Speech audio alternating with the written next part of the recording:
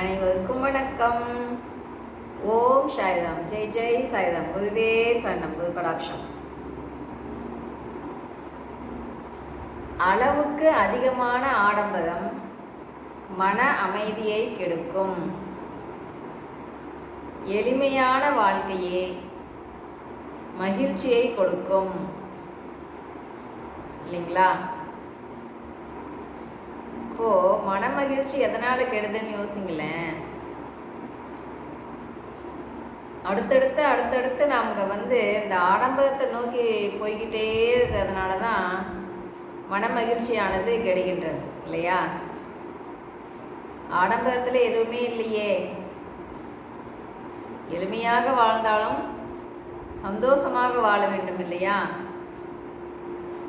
அப்போ எளிமையாக வாழ்கின்றோமா இல்லை ஆடம்பரமாக வாழ்கின்றோமா என்றால் அது முக்கியமில்லை. குடும்பத்தில் அமைதி இருக்கின்றதா, சந்தோஷம் இருக்கின்றதா, மகிழ்ச்சியாக இருக்கின்றார்களா, அதுதான் முக்கியம் இல்லைங்களா? ஆடம்பரமெல்லாம் அடுத்தது தான். இப்போ குடும்பத்தில் இருக்கிறவங்கெல்லாம் ஆரோக்கியமாக இருக்காங்களா அப்படிங்கிறது தான் முக்கியம் இல்லைங்களா? மீதியெல்லாம் அதுக்கப்புறம்தான். அப்போது நம்ம எதுக்கு ஃபஸ்ட்டு முக்கியத்துவம் கொடுக்கணும்? உடல் ஆரோக்கியத்திற்கு முக்கியத்துவம் கொடுக்க வேண்டும். ஆடம்பரத்தை நோக்கி போக போக போக என்ன ஆகுதுன்னா டென்ஷன், பிபி இதெல்லாம் தான் அதிகமாகுது இல்லைங்களா? மற்றவங்களை பார்த்து நாம் வாழ வேணாமே. ஏன் அவங்க அப்படி பண்ணிட்டாங்க, இவங்க இப்படி பண்ணிட்டாங்கன்னு அதே போல் நாம் வாழணுமா என்ன? யோசிங்க பார்க்கலாம். நம்மளுக்கு எது இஷ்டமோ அதை நாம் செய்யலாம்.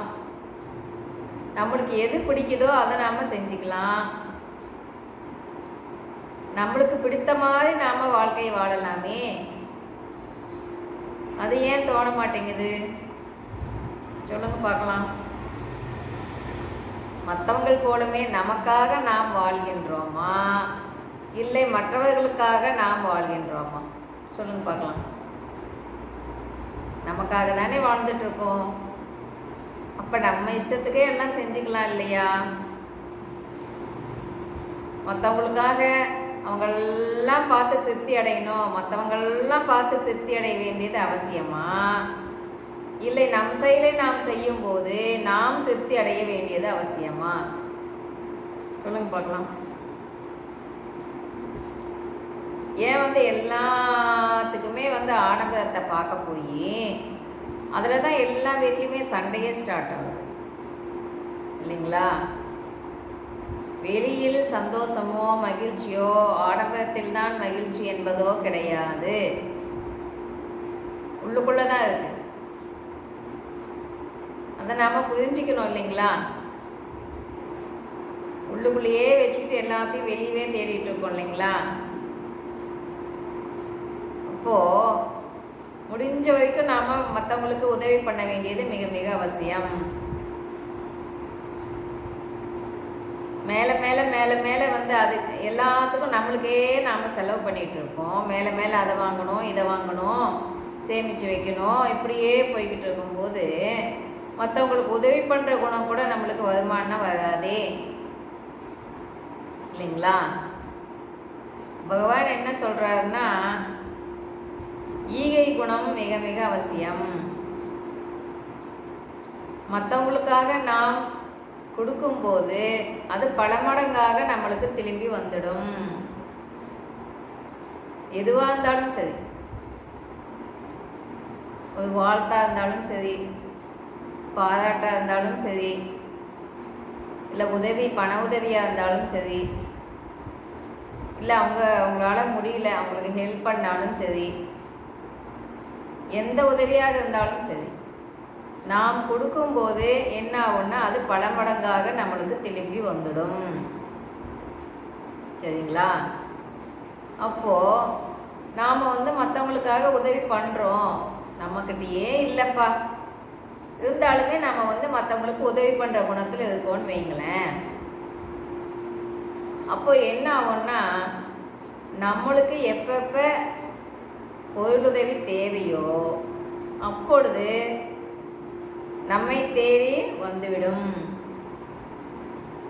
ஏன்னா கொடுக்கிற மனப்பான்மை உள்ள இடத்தில் பல மடங்காக திரும்பி வந்துடும். சரிங்களா? பகவான் கொடுத்துடுவார். இவனுக்குன்னு இவன் வச்சுக்கல, இவன் எல்லாத்துக்குமே கொடுத்தான், நம்மளுக்கு பகவான் பார்த்துப்பாரு, நம்மளுக்கு தேவைங்கும் போது பகவான் கொடுப்பாருன்னு நம்பிக்கை வைத்ததுனால இவனுக்கு கண்டிப்பாக கொடுக்கணும் அப்படின்னு பல மடங்காக அள்ளி அள்ளி அள்ளி அள்ளி கொடுப்பாரு. அதனால தான் சொல்கிறது, நம்மளுக்கு வச்சிருந்தா கூட நம்மளுக்கு நாளைக்கு வேணும், நாளா நாளைக்கு வேணும்னு சேர்த்தி சேர்த்தி சேர்த்தி சேர்த்தி வைக்காம மற்றவங்களுக்கும் கொடுக்க குணம் இருக்கின்றதா இல்லையா, அதுதான் மெயின். அப்போது எப்போ அந்த கொடுக்கின்ற அந்த குணம் எப்போ நம்மளுக்குள்ள வரும்னு சொன்னால், மேலே மேலே ஆடம்பரத்துக்கு ஆசைப்பட்டுக்கிட்டே இருந்தோன்னு வைங்களேன், அதை வாங்கணும் இதை வாங்கணும் அப்படின்னு அப்படியே தான் போய்கிட்டே இருக்குமே ஒழிய அந்த ஈதல் குணம் என்பது வராது இல்லைங்களா? எவ்வளோ இருந்தாலும் நம்மளுக்கே பத்தாதே, அப்போ எப்படி நாம் கொடுப்போம்? ஆனால் நமக்கு ஏதாச்சும் கொடுத்தா மட்டும் வாங்கிக்குவோம் இல்லைங்களா? எப்படி? இந்த பிரபஞ்சம் நம்மளை என்ன சொல்லுதுன்னா, நீ கொடுக்கின்ற தன்மைக்கு வா, நீ கொடுக்கின்ற தன்மைக்கு வரும்போது அனைத்தும் உன்னை தேடி வந்துவிடும் அப்படின்னு சொல்லுது பிரபஞ்சம். அந்த நிலைக்கு நம்மளை தயார்படுத்தணும் இல்லைங்களா? எளிமையான வாழ்க்கை வாழலாம் அப்படின்னு நாம் முடிவு பண்ணிக்கிட்டாலே வாழ்வே சொர்க்கம்தான். நம்ம வாழ்க்கை சொர்க்கமா இல்லை நரகமா அப்படின்னு நாம் தான் முடிவு பண்ணணும் இல்லைங்களா? அப்போ என்ன பண்ணலாம்? பகவான் நம்மளுக்காக எவ்வளவு தான் கொடுத்துருந்தாலும் நம்மளுக்கு எது கொடுக்கலையோ அது மேலே தான் கவனமே போகும் இல்லைங்களா? அப்போ மனதளவில் திருப்தி அடையவில்லை.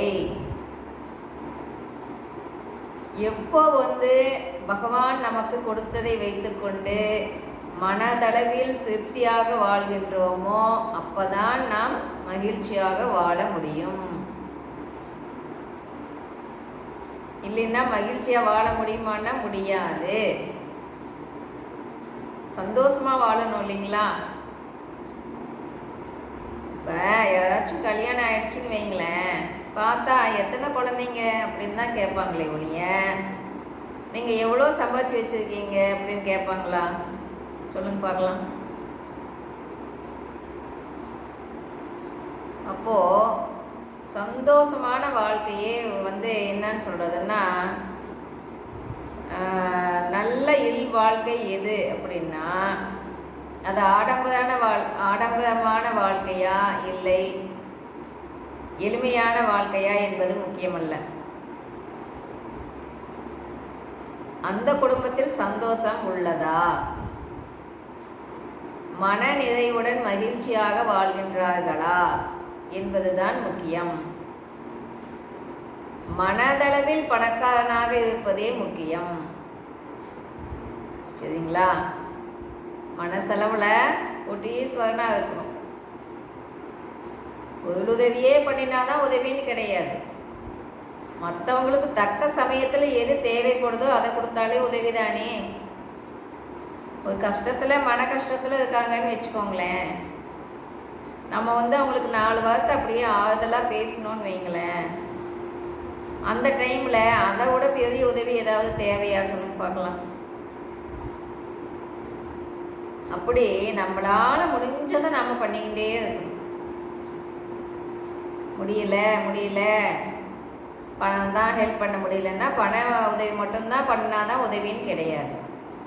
தக்க சமயத்தில் எந்த உதவி அவர்களுக்கு தேவைப்படுகின்றதோ அதை நாம் செய்யும்போது அதுவே சிறந்த உதவி. சரிங்களா? ஒரு ஹெல்ப் தேவைப்படலாம். இல்லைன்னா ஏதாவது ஒரு வேலை அவங்களுக்கு ஆக வேண்டியது இருக்கலாம், இல்லை அவங்க உடம்பு சரியில்லாமல் இருக்கலாம், இல்லை அவங்களுக்கு ஏதாவது ஒரு நம்ம பேசுறது மூலிமா மன அமைதி கிடைக்கலாம். அந்த மாதிரி நம்ம எது செஞ்சாலுமே சேவை.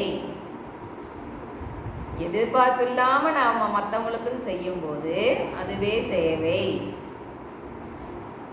ஒவ்வொன்றுக்கும் பார்த்து பார்த்து செய்யக்கூடாது.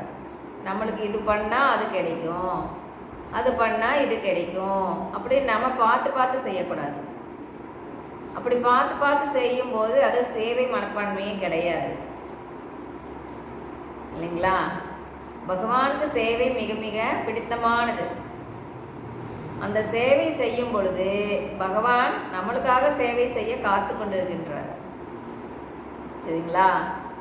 நம்மளுக்கு சேவை செய்கின்ற குணம் உண்டு எனில் பகவான் நம்மளுக்காக பண்ணுறதுக்காக காத்துட்டு இருக்கார். உனக்கு என்ன வேணும்னு சொல்லுப்பா, நான் பண்ணுறேன் அப்படின்னு. அப்படி இருக்கும்போது நம்மளுக்கு எது தேவைன்னாலும் பகவான் வந்து செய்வாரா இல்லையா சொல்லுங்க பார்க்கலாம். முதல்ல ஆசையை கம்மி பண்ணிக்கணும்.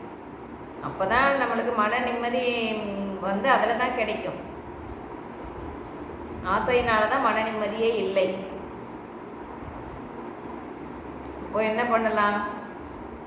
ஆடம்பரமான வாழ்க்கை அமைதி கொடுக்குமா, எளிமையான வாழ்க்கை அமைதி கொடுக்குமான்னா ஆடம்பரத்திலும் அமைதி இல்லை, எளிமையிலும் அமைதி இல்லை. நம் மனதில் தான் உள்ளது அமைதி.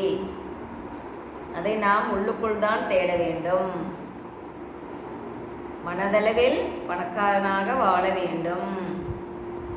சரிங்களா? அப்போது பகவான் சொல்கிறதெல்லாம் ஃபாலோ பண்ணுவோம், விடாமல் பயிற்சி பண்ணுவோம். விடாமுயற்சி வெற்றி கொடுக்கும், வெற்றி நிச்சயம். பாய். கேட்டதுக்கு நன்றி.